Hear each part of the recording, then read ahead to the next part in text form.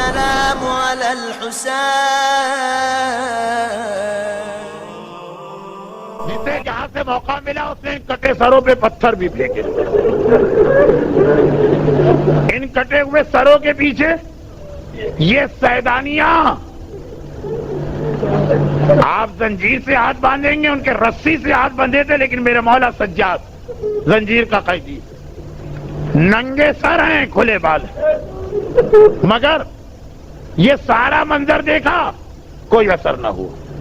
اور ساتھ میں یہ جملہ بھی سنا کہ ہذہ صبایا بنات رسول اللہ، کہ اے کوفے اور شام والوں سمجھ جاؤ، سن لو، آگاہ ہو جاؤ، یہ رسول اللہ کی بیٹیاں ہیں جنہیں ہم قیدی بنا کے لائے. کوئی اثر نہ ہوا. مگر یہی کوفے اور شام کی عورتیں تھیں جو اوپر سے پتھر پھینک رہی تھیں، جنہوں نے ایک مرتبہ کھجوریں ان اونٹوں کی جانب اچھالی اور زینب کو کہنا پڑا کہ ہم پر صدقہ حرام ہے، ہم یہ کھجوریں استعمال نہیں کر سکتے. دیکھیے دو جملے، اس کے بعد مصائب آگے بڑھیں گے. کوفے اور شام کی عورتیں یہ نہیں کہہ سکتی کہ ہمیں نہیں پتا تھا کہ یہ خاندان رسول ہے، ہم نے سمجھا عام قیدی. پہلے منادی اعلان کر چکا ہے ہذہ صبایا بنات رسول اللہ، یہ رسول کی بیٹیاں ہیں، معلوم ہے. مگر دوسری بات، اتنے ظالم مرد اور عورتیں، چلے مردوں کی بات چھوڑے سو عورتوں کی بات کریں. اور عورت نرم دل ہوتی ہے، عورت رقیق القلب ہوتی ہے، عورت دشمن کی پریشانی میں پریشان ہوتی ہے. مگر دل کتنے سخت تھے کہ اس حالت میں بھی پتھر پھینکے گئے، مگر پھر یہ کھجوریں کیوں برسائی گئیں؟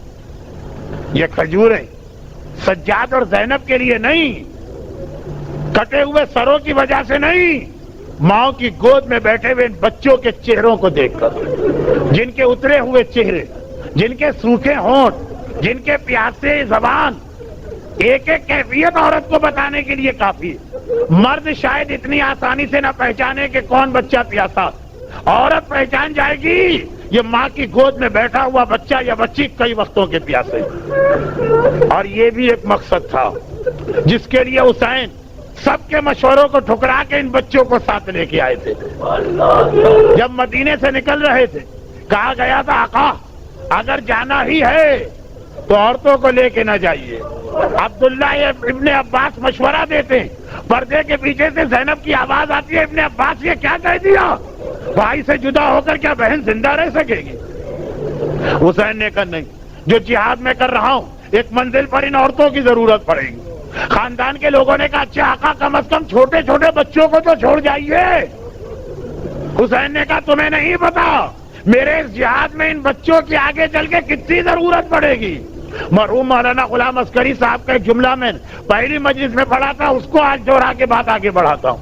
جب اصغر نے مدینہ چھوڑتے وقت صغرا کی گودی سے آنے سے انکار کر دیا تھا، آقا نے کان میں آ کے یہی تو کہا تھا اصغر بیٹا تیرا باپ تجھے تیری بہن سے کبھی علیحدہ نہ کرتا، لیکن جو جہاد مجھے کرنا ہے اصغر اس میں مجھے تیری ضرورت ہے. لیکن اصغر کی ضرورت تھی کربلا کے لیے یزیدیوں کو رلانا، اور سکینہ کی ضرورت تھی کوفہ و شام کے لیے شامیوں کو رلانا. رباب، شہزادی رباب، ہمارا سلام ہو آپ کو. شب عاشور آپ کتنی پریشان تھی. آقا حسین شب عاشور جب بیویوں کے خیمے کا جائزہ لے رہے تھے فقط رباب کے خیمے سے رونے کی آواز آ رہی تھی. حسین نے کہا رباب خیریت تو ہے؟ کہا آقا خیریت کہاں ہے، میں دیکھ رہی ہوں کہ ساری بیویاں کل کے جہاد کے لیے اپنا ہدیہ اور تحفہ تیار کر رہی ہیں. یہ قیامت کے دن شہزادی فاطمہ کے سامنے کتنا سرخرو ہو کے جائیں گی.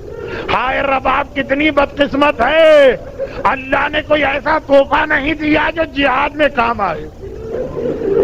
بڑی اولاد لڑکی ہے سکینہ، اور لڑکیاں میدان میں نہیں جاتی ہیں، اور جو لڑکا ہے وہ اتنا چھوٹا ہے کہ گھٹنوں کے بل چل کے بھی میدان میں نہیں جا سکتا. اے رباب مگر آپ کی اولاد نے تو ایسا جہاد کیا کہ اصغر کے جہاد نے عباس اور اکبر کے جہاد کو پیچھا چھوڑ دیا. عباس و اکبر کے جہاد میں لشکر یزید نہیں رویا تھا تو اصغر کے جہاد میں. اور آپ کی سکینہ کے جہاد زینب و کلثوم کا جہاد اس کے پیچھے چھپ گیا، کیونکہ زینب و کلثوم کے جہاد نے کوفی اور شامی عورتوں کو ایسا نہ بدلا جیسا سکینہ کے پیاسے چہرے اور سوکھی زبان نے ان ظالموں کے دل میں رحم پیدا کیا۔ عزاداروں، آج میرے آقا اور مولا مظلوم امام کا 20واں ہے۔ جب 20ویں کا دن آتا ہے، خاندان کے افراد، گھر کے افراد، مرنے والے کے وارث کس طرح اپنے مرنے والے کو یاد کرتے ہیں، کس طرح سے اس کے نام پہ دسترخوان سجایا جاتا ہے۔ ہائے وہ زینب کیا کرے کہ 20واں ہے مگر دونوں ہاتھ پسے گردن بندھے ہیں۔ ہائے وہ زینب بھائی کے نام پہ پانی بھی پیش نہیں کر سکتی ہے، اس لیے کہ اتنے پیاسے ہیں زینب کے بچے۔ پانی کہاں سے آئے کہ کسی فقیر کو دیا جائے، غذا کہاں سے آئے کہ کسی یتیم کو دی جائے۔ ہائے زینب کے اپنے بچے اتنے پیاسے ہیں کہ آخری جملہ شاید 20ویں اور 10ویں اور 30ویں میں آپ سنتے ہوں، راہ شام۔ ایک بار اتنا گرم دن تھا کہ دن کے وقت قافلہ روک دیا گیا۔ پسر ساتھ سے سپاہیوں نے کہا نہ ہم سے چلا جا رہا ہے نہ ہمارے گھوڑوں سے، گھوڑا تو صحرا کا جانور ہے، کہا اس سے بھی برداشت نہیں ہو رہا۔ جلدی جلدی خیمے لگائے گئے، سارے سپاہی خیمے میں گئے، گھوڑوں کے لیے شامیانے لگائے گئے۔ اتنی شدید گرمی ہے کہ صحرا کا جانور گھوڑا برداشت نہیں کر پا رہا، ایسی شدید دھوپ ہے کہ میدان جنگ کا سپاہی خیمے میں جا رہا ہے۔ ارے سارے سپاہی خیمے میں بٹھا دیے گئے، سارے گھوڑے شامیانے کے نیچے لگا دیے گئے۔ محمد کی بیٹیاں کہاں ہیں؟ حسین کے یتیم بچے کہاں ہیں؟ شمر کا حکم آیا محمد کی بیٹیوں کو اسی جلتی ریتی میں بٹھاؤ، ننھے بچوں کو اسی جلتے سورج کے نیچے بٹھاؤ۔ عزاداروں، جو گرمی گھوڑے سے برداشت نہ ہو، جو سورج میدان میں لڑنے والے سپاہی سے برداشت نہ ہو، ہائے سکینہ، ہائے رباب، ہائے زینب، ہائے بیمار امام سجاد۔ خالی یہ نہیں، سپاہی بے چین، گھوڑوں کی زبان پیاس سے لٹک آئی۔ شمر نے اپنی نگرانی میں کہا پانی پلاؤ۔ ایک مرتبہ پانی پلانا شروع کیا، سکینہ نے پانی کی مشق دیکھی۔ پھوپھی اماں، میں کربلا سے پیاسی چلی آ رہی ہوں، کیا یہاں مجھے پانی مل سکتا ہے؟ کیا اجازت ہے میں جا کے پانی کا سوال کروں؟ چونکہ حسین نے بھی پانی کا سوال کیا تھا تو زینب کو پتا تھا پانی مانگنے میں قباحت نہیں، کہا بیٹی جا۔ سکینہ آگے آئی، اے شمر سپاہیوں کو پانی دے رہا ہے، چند قطرے مجھے دے سکتا ہے؟ ارے شمر کو منع کرنا تھا، منع کر دیتا، ظالم نے منع بھی نہ کیا، کہا ہمارے ساتھ چلنا ہوگا۔ ننھی بچی، پیاسی بچی، سارا قافلہ سکینہ کو گھومنا پڑا، پاؤں دکھنے لگے، گھٹنوں میں درد ہونے لگا۔ لیکن جب دیکھا آخری سپاہی کو بھی پانی مل گیا، اب شاید مجھے ملے۔ شمر نے کہا نہیں، پہلے گھوڑوں کو پانی پلایا جائے گا، جانوروں کو پہلے پانی پلایا جائے گا۔ ارے 30,000 گھوڑے پانی پلایا گیا۔ حسین کی ننھی سکینہ ننگے پاؤں ایک بار شمر کے ساتھ چل رہی ہے۔ عزاداروں، اب مجھ میں بھی ہمت نہیں کہ مصائب پڑھوں۔ آخری جملہ، آخری گھوڑے نے پانی پی لیا، اب تو مجھے پانی ملے گا۔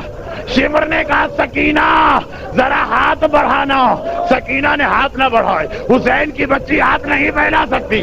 شمر نے مشق کا منہ کھولا، سکینہ کے برابر ساری مشق جلتی ریتی میں ڈال دی۔ سکینہ دنیا پانی پانی ہو جائے، جانوروں کو پانی ملے، حسین کے بچوں کے لیے پانی نہیں ہے، تجھے پیاسا رہنا پڑے گا۔ بھائی یہ منظر دیکھنا تھا۔ ایک بار وہیں کھڑے کھڑے سکینہ نے فرات کا رخ کیا، چچا عباس ذرا یہاں آ کے دیکھ، ہائے تیری سکینہ پہ کیا ظلم ہو رہا۔ ماتم حسین۔ السلام على الحسين